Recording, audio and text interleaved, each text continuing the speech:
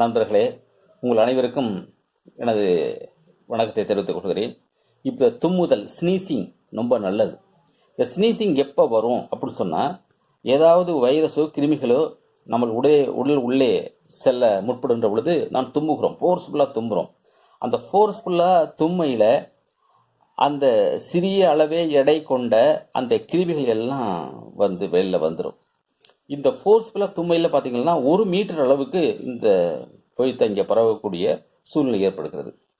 அதுக்காக நம்ம என்ன பண்ணுறோம்னா சோசியல் டிஸ்டன்ஸ் மெயின்டைன் பண்ண சொல்கிறோம். இப்போ ஒரு மீட்டர்னா 1.5 மீட்டர் தள்ளி இருக்கணும். அப்போ 1.5 மீட்டர் தள்ளி இருக்கிறது பார்த்தீங்கன்னு சொன்னால் ஒருவேளை அவங்க தும்முனா கூட அந்த கிருமிகள் நம்ம உடம்புல வந்து படாது. அப்போ நம்ம தப்பிச்சுக்கலாம். இதுதான் நம்ம அரசாங்கம் சோசியல் டிஸ்டன்ஸ் மெயின்டைன் பண்ண சொல்றதுக்கு காரணமே, மிக முக்கியமான காரணமே இந்த காரணம் தான். ஆகையினால் நீங்கள் உங்களுடைய நோய் எதிர்ப்பு சக்தியை அதிகரிக்கிறதுக்கான உத்திகளை மேற்கொள்ளலாம். இப்போ மருந்து கண்டுபிடிச்சோம், அது கண்டுபிடிச்சோம், இது கண்டுபிடிச்சோம் அப்படின்னு சொல்கிறாங்களே, தயவு செஞ்சு நம்பாதீங்க. அரசாங்கம் என்ன சொல்லுதோ அதை மட்டும் தான் செய்யணும்.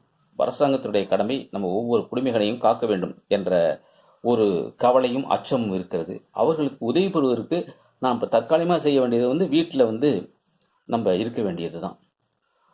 அதனால நீங்கள் வீட்டில் இருந்து தங்களை தற்காத்துக் கொள்ளுங்கள், உங்களுடைய குழந்தைகளை தற்காத்துக் கொள்ளுங்கள், உங்களுடைய உறவினர்களை தற்காத்துக் கொள்ளுங்கள்.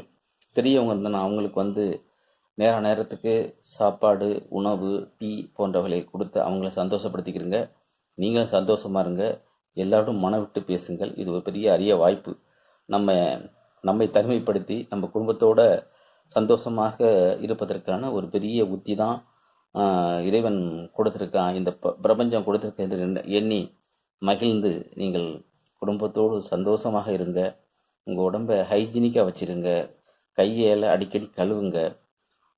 இப்போ கையை கழுவுங்க என்று கூறிக்கொள்கிறேன். நன்றி, வணக்கம்.